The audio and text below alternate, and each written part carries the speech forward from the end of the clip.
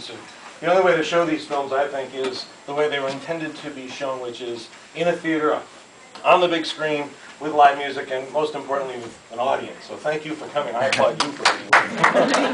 Because it's what makes it come to life. If you haven't seen the silent film before like this, I hope you'll enjoy what you see, because I do think it's very different from the kind of movies that we know today in the multiplex. It's almost an entirely different art form, because they had to tell stories, not because they were less sophisticated than us. And in fact, it took, I think, some different skills and talents to tell a story visually without soundtrack and dialogue. And Metropolis is a good example of what you could do even with the constraints of no soundtrack and no dialogue and all of that, and no color. Just a few words, because we're here to see a film and not hear me talk and talk. The thing about this film, like a lot of silent film, a lot of old film, we look at movies today like they're the same thing everywhere. You know, if you go and see a movie at the Red River Theater, and then if you buy it on a DVD and watch it at home, it's going to be exactly the same movie, right? That's the whole point. But back in the 1920s, films were routinely trimmed and hacked in every town that they went through, because censors would have problems with, like, somebody kissing on screen, and so the folks in Keokuk, Iowa didn't like that, so they cut that out. And so many of the prints of even the greatest films of the silent era are mutilated beyond recognition. We don't know what they originally looked like.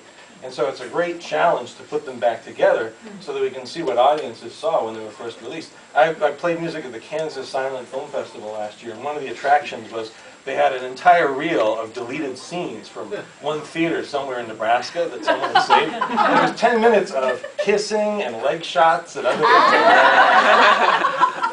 things. And that's one of the problems with these films. They don't come to us in a pristine fashion. Not only does the film stock degrade, and so many of the copies are copies of copies of copies, and just like what happens with a photocopy, the visual quality gets worse and worse.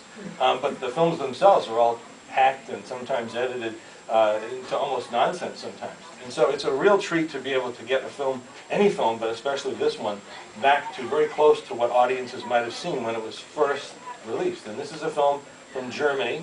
In 1927, it was released. It was a huge production by the German film company UFA, or UFA, and Fritz Lang was the director. He nearly bankrupted the studio with this film, because it was just one of those situations like Heaven's Gate, where it just gets out of control, and he had to just keep building and building it and make this film that turned out to be very expensive, because it involves, as you'll see, quite a bit of stuff you see on the screen that costs a lot of money. But what happened was the film was not a success. It took 2.5 hours to watch it, and that was a little long for folks then. And the studio almost immediately took it back and trimmed almost an hour out of it. And it was done very indiscriminately. They just took footage out, and then a 90-minute version was what was shown in the United States. And even then, it's still a legendary film because of the visuals and the vision of this sort of yesterday's version of tomorrow that we're going to see. And that was that. It still was not like a success financially, but it was one of these films that no one ever forgets when they see it. And so over the years, as interest in it has maintained and grown, film preservationists, like archaeologists, all around the world found little pieces of it that survived here and there, and they've been putting it together ever since. One reissue of this film was, I think, in 1981, when it was done with all kinds of crazy color tints and a Giorgio Moroder sort of disco score. Maybe you saw that? I saw it. It was really amazing.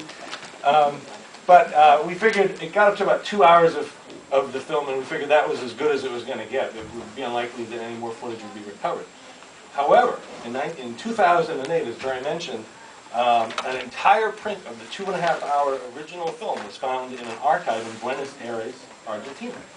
However, it was not a 35mm print, which was the original format of the film. It was a 60mm print, and it had been shown and shown and shown, so it was all scratched up and battered to heck. But it was still a really valuable thing, because for the first time ever, we had a real record of what the film originally looked like. The film had been all out of order, and the scenes had not been in the right order all this time. No one really knew how it was supposed to go. But this film had it all, and so they took the parts that we never had. There's about a half an hour of footage that didn't exist before this copy was found, and they interpolated it into all the pristine material that had been restored earlier. And so now we have this 2.5-hour restoration that only was first shown in Berlin in 2008. So it's a very new thing. I think it was actually only shown in 2010, so it's a very recent thing.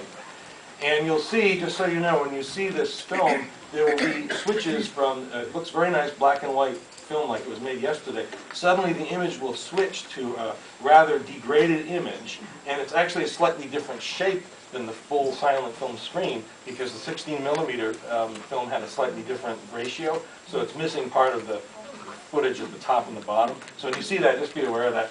And it happens once or twice, and you're like, what was that? But then you kind of get used to it. And it's a great way to see how much footage was lost. And sometimes it switches back and forth really quickly because they were missing even a few frames here and there. They restored it, so we got the whole film back. The music is live. I do it. I don't have any sheet music. I have some ideas that I'm going to use, but I make it up as we go along. I improvise it. It's a different art, just like silent film is a different art, and I think that lends a certain amount of energy. It's kind of a high wire act, but sometimes it works out really well. We'll see how it goes. It's a 2.5-hour long film, so if you need to use the bathroom. And afterwards, I guess we're going to have a little toast to welcome in the new year. And I'm happy to stay around. Usually we have folks that have questions and things about the film. But I think that's enough for me. Let's let the film speak for itself. It's from 1927. The great Fritz Lang, German director, considered his masterpiece, Metropolis. Thank you very much for being here.